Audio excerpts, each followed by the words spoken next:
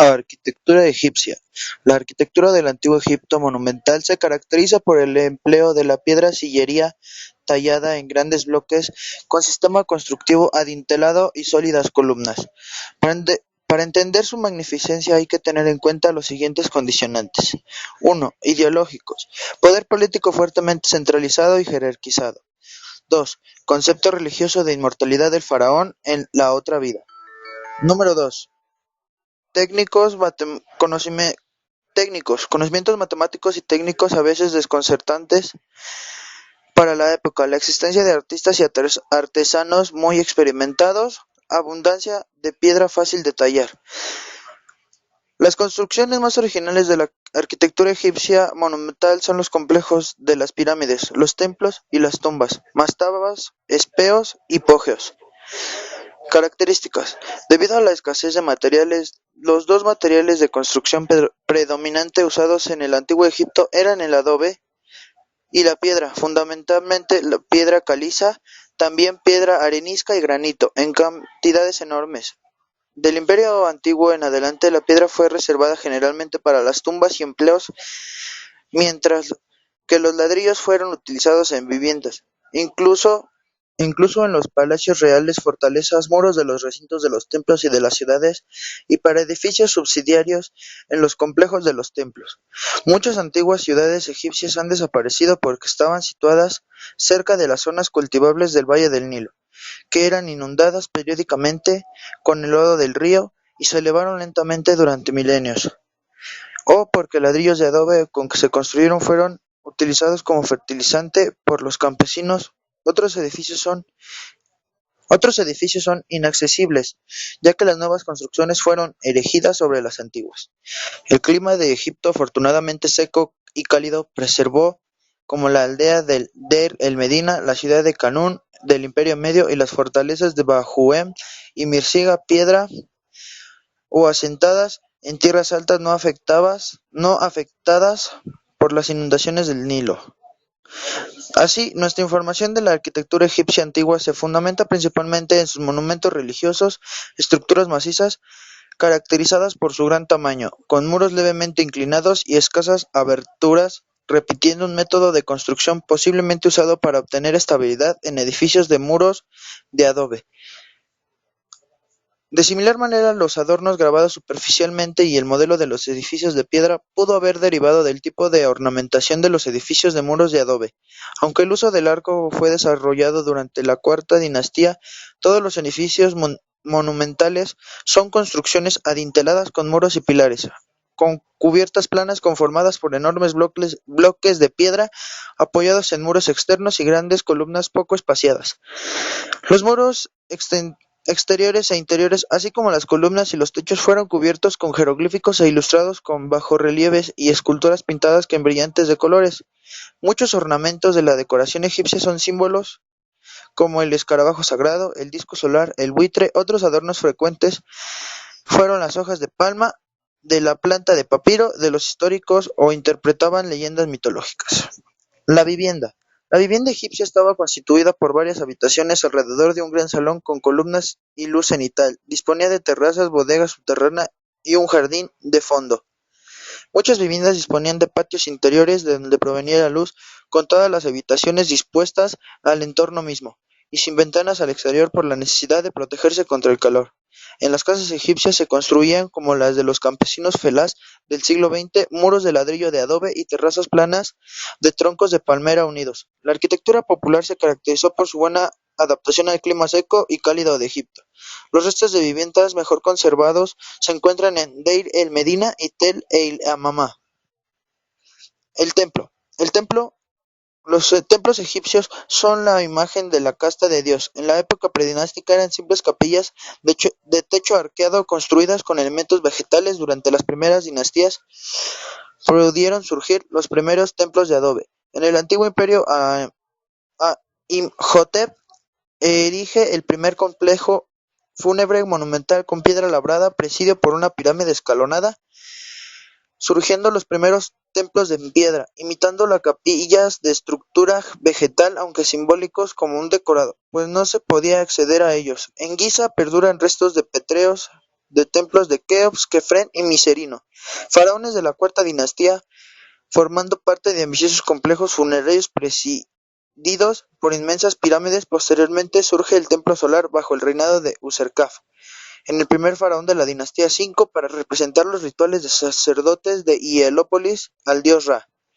En el Imperio Medio se destaca el monumental complejo de Jawara el Fayum, denominado el Laberinto por Heródoto, que lo visitó y del que apenas quedan restos. Los templos más monumentales surgen en el Imperio Nuevo. Tipológicamente están constituidos por una avenida con esfinges a ambos lados, el dromos. Acceso entre dos polígonos, grandes muros trapezoidales decorados con bajorrelieves policromados, dos obeliscos, estatuas y estandarte. El patio descubierto con columnas extensas y conformando pórticos perimetrales. La sala hipetre. Una gran sala con columnas cubierta, la sala hipóstifa.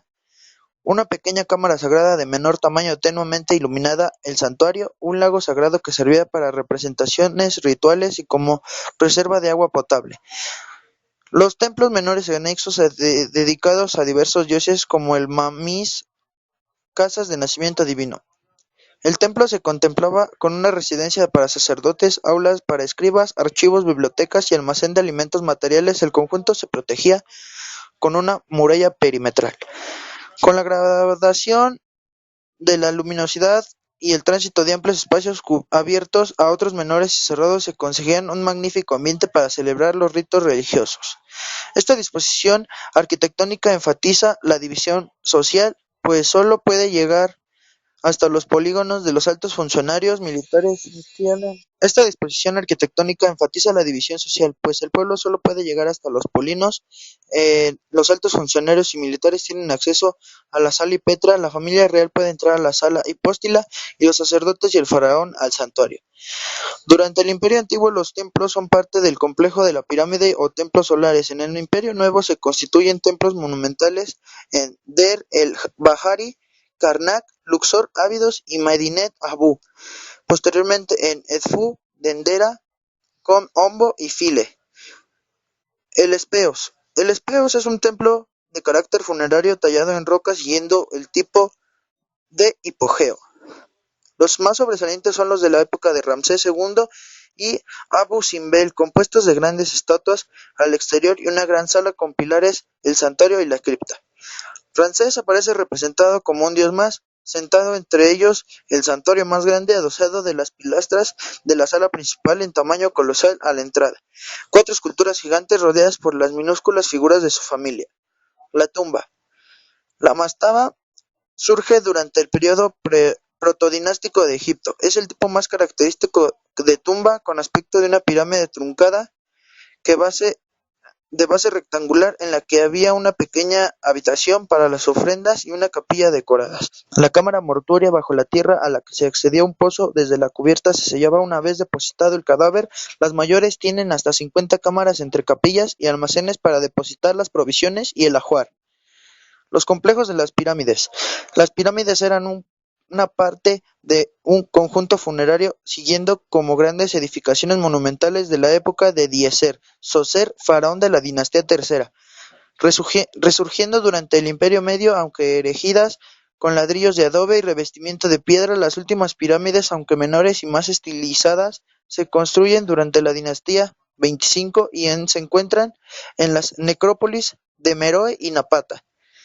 Los complejos funerarios habitualmente están integrados por la pirámide, componente simbólico primordial de todo el conjunto, con la cámara funeraria real en su interior, a la que se accedía con un mensaje desde la cara norte. Las pirámides secundarias, utilizadas como enterramientos de las esposas del faraón o como monumentos funerarios. El templo alto situado junto a la cara de este de la pirámide, que servía para perpetuar la memoria del faraón. El templo del valle, en la ribera del río Nilo o de un canal o un embarcadero. La calzada procesional que comunicaba el templo alto con el del valle, decorada con bajorrelieves.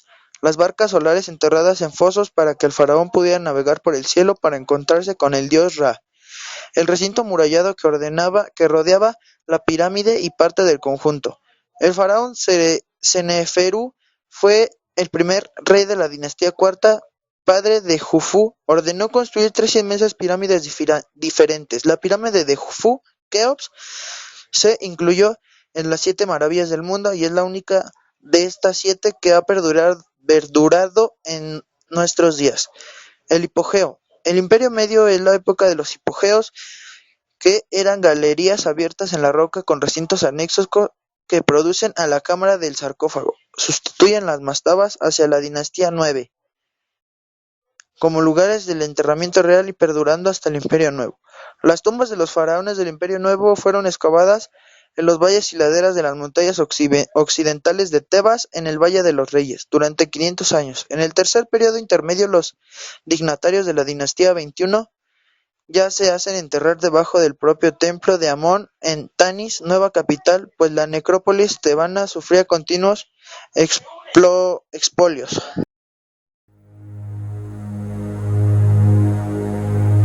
Dorime, interrimo ad appare dorime, ameno, lanciremo, dorime.